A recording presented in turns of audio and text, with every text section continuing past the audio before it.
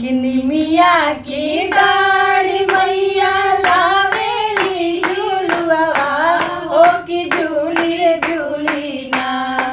हो कि झूली रे झूली ना मैया मोरी गावेली गीतिया हो कि झूली रे झूली ना मैया मोरी गावेली गीतिया हो कि झूली रे झूली ना झूलता झूलत मैया के लगली पियसिया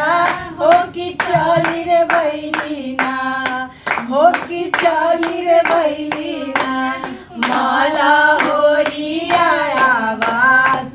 मैया चली रे बैली ना माला होरिया आवास मैया चली रे बैली सुतली बारू की जागले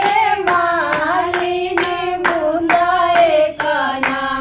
मोह के पानिया पियाइगा मालिन बूंदाए काना मोह के पानिया पियाइगा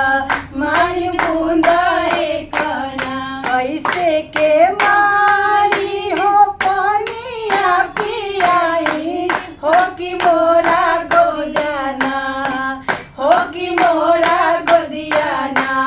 बाड़े वाला काना दान मैया मोरा गोदियाना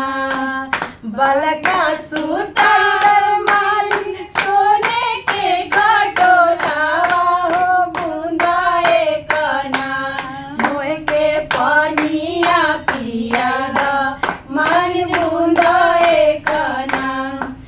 जैसे के मालिनी हमें जुड़ा बबलू हो कि ओइसे ओइसे ना हो कि ओइसे ओइसे ना तोहर भूतावा जुड़ास मान ओइसे ओइसे ना तोहर दियावा जुड़ास मालिन ओइसे ओइसे जवनिया सिसिया मैया मालिनी के दिहलू की सिसियाना जवनिया सिसिया मैया मालिनी के दिहलू हो कि ओहे सिसियाना हो कि ओहे सिसियाना हमारा रिंकुआ दे के दिया मैया ओहे सिसियाना हमारा पूजा दे के दिया मैया ओहे सिसियाना हमारा खुशिया बाबू के दिया मैया ओहे सिसियाना हेरी तू आदाई के दिया